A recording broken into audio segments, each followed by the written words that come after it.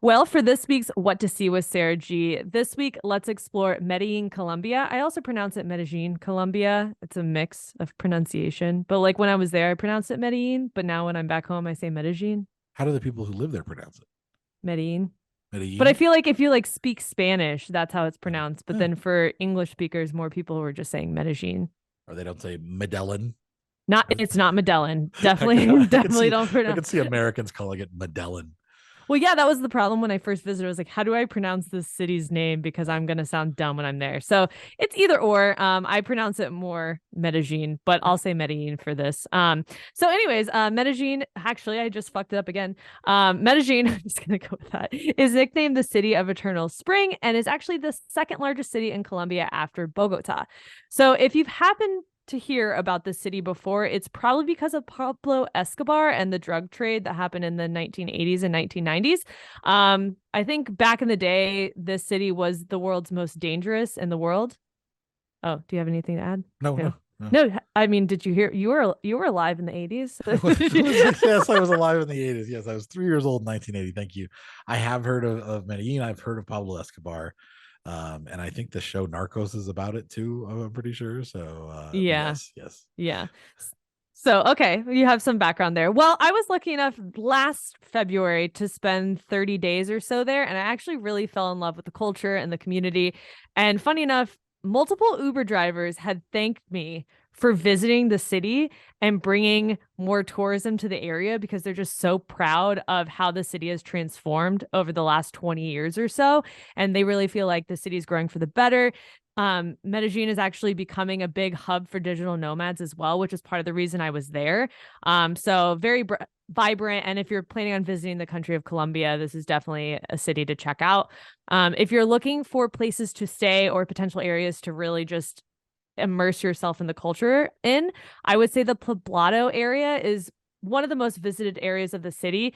It's filled with tons of nightlife, tons of bars and restaurants, and lots of really high end or more on the higher end hotels that really fit any traveler's budget. As far as nightlife goes, I mean, people are partying till 2, 3 in the morning in Medellin, and just if you like to party, it's a good spot to be. If you're in the neighborhood, you can pretty much walk to everything. You just might have to walk up a few inclines to get to where you're going, which sucks at times, I will say. But I honestly felt safe walking around here at all hours of the day and pretty much at night as well. With the big party scene, just be smart in the area. Don't travel alone at night if you can help it, or just order an Uber if you're trying to get back to your hotel at a certain time. Um, I personally didn't have any issues, but if you're worried about that, just be on the safe side and be smart about it. Outside of the Poblado area, there are a couple other cool areas that you can visit either through their metro system or their cable car system. I was actually really surprised when I visited. I had no idea that they had a metro that you could take pretty much to all of the other areas, and you weren't just like stuck with using either the taxis or the Ubers there. So take advantage of that when you're there. You can take the metro to a popular tourist destination, which is Comuna 13, and you can take a free walking tour there, which of course I always recommend free walking tours. But Comuna 13 is actually really important because it was one of the most dangerous areas in the city and is also what made Medellin one of the most dangerous areas in the world. This is where all the drug trade happened, all of the violence. This is where the military came in to try to overturn Pablo Escobar. And there's so much history in the area that now the locals there have transformed it and filled it with graffiti and colorful buildings and artwork and just lots of partying in the streets of Comuna 13, which is really cool.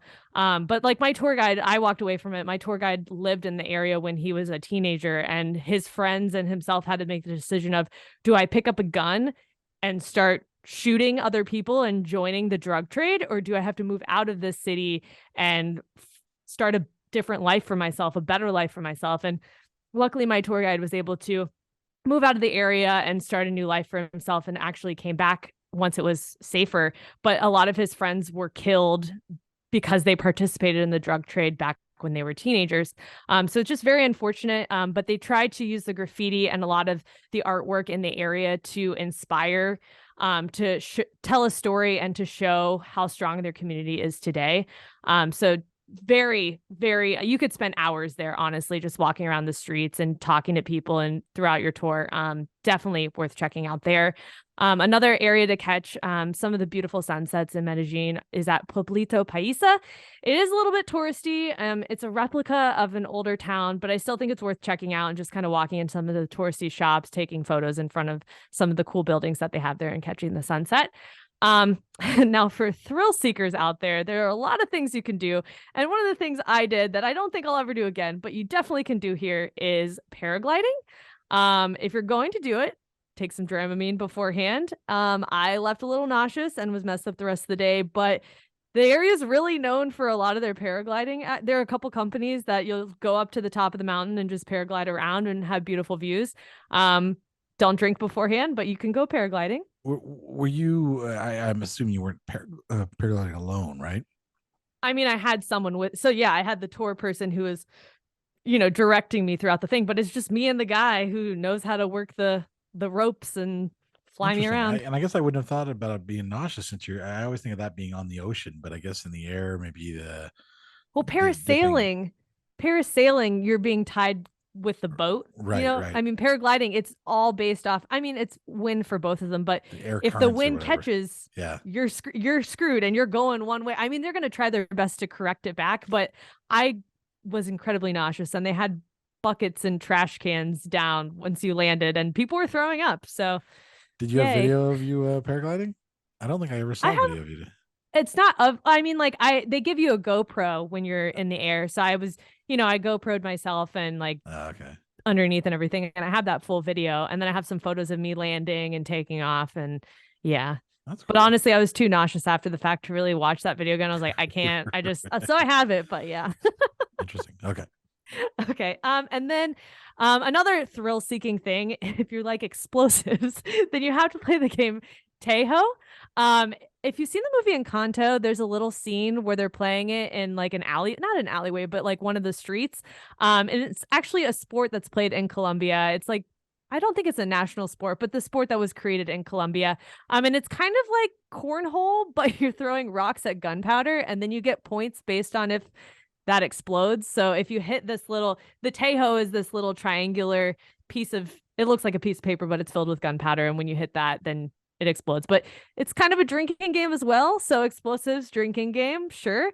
But you can have a lot of fun there. I have a local tour guide who hooked us up. So if you're ever interested in playing Tejo in Medellin, let me know. I got the guy for you. And then last but not least is to take the cable cars up to Parque Arve. The cable car experience is pretty cool on its own, but once you get to the park, there's a really cool visitor center and the trails that you can either hike on or you can take a horse through, which is really cool. So that's all that you can do in Medellin. But if you're looking for, because there's a lot of other jumping off points, you can go to Salento to see the world's tallest palm trees in the world. I think that's like a 3-hour drive from Medellin. If you're looking for something a little closer, there's also Guatapé. And that city is known for colorful buildings and man-made water reservoirs that has, all of these water sports and activities. And also a giant rock that you can climb over 600 steps for incredible views of all the waterways that they built. So lots of options in Colombia. Had a great time there. Would definitely go back. Usually you have quite a bit to say about the food, and you didn't mention the food at all here. Did you like the food in Colombia? You know what? I love the food in Colombia. That's a good point. And I didn't mention I ate at so So you many didn't amazing mention. So you places. didn't mention like a I didn't single mention food any thing. place to eat. No. I did at the end end up eating like the same 3 restaurants in the Right. Poblado area, but I really think you can't go like every meal I had was pretty much amazing, whether it was Mm. street tacos or empanadas or even just breakfast at a random breakfast spot or cafe and coffee. Coffee was obviously good too. I never had a bad meal when I was there. So it wasn't like overly spicy or things like that. That's what I always worry about. I think in any type of like Latin American, South American, Central American, I'm always like it's gonna be spicy. No, I didn't really have an issue with that at all. I mean, you can obviously order a burger and fries still too. I mean, you don't have to get tacos or True. True. enchiladas or whatever, but they had a good mix of everything and was really big, actually surprisingly really big on gin offerings, like gin drinks when I was Okay. there. Maybe it was also the people I was traveling with that we all ordered a lot of gin, but I just noticed they had a lot more specialty drinks with gin than typical restaurants back in the US. Interesting. Yeah. All So that's right. what to see in Medellin, Colombia, or Medellin, Colombia. And maybe there'll be a whole. Well, you can do a whole other one sometime where it's like what to eat in Medellin. You can just do a whole other segment sometime where all the restaurants. I probably have 20 restaurants. That's the problem is it's really hard to narrow down, especially Right. there, of the best places to eat and drink I can imagine. and bars. But oh, and you can eat what you can eat big ants. They have people walking around with signs to eat big ants, like Like giant massive. ants. Oh, okay. Yeah, I didn't try one, but it's like interesting food that you wouldn't eat anywhere else at night. Like the nightlife area, they had a bunch of people that would just be selling these giant ants, and Oh, yeah, it was they're like toasted. I'm guessing like barely just kind of cooked. Yeah, yeah, I've had toasted ants before. They weren't. I mean, they were big, like maybe the size of like your fingernail, a little bigger than that, and they're crunchy. They taste kind of like peanuts, but then you'd get the carapace and like the legs caught in your teeth, and it was just that was such a pain in the ass. see, yeah, I don't But I think mean, I'd otherwise like. they tasted good. It was just then like trying to pick all the shit out of your teeth was always the worst. Yeah, I had grasshoppers before, which was, Yeah, I mean, they're bigger than ants, so I yeah. don't know. Huh. When you're there, try it, I guess. Yes, yes. All right. Well, thank you very much. That was What to See with Sarah G. And when we get back, we're gonna dive into the topic of talking about the Facebook group Are We Dating the Same Guy? And whether or not that's a good group or something you should stay away from. We'll be right back.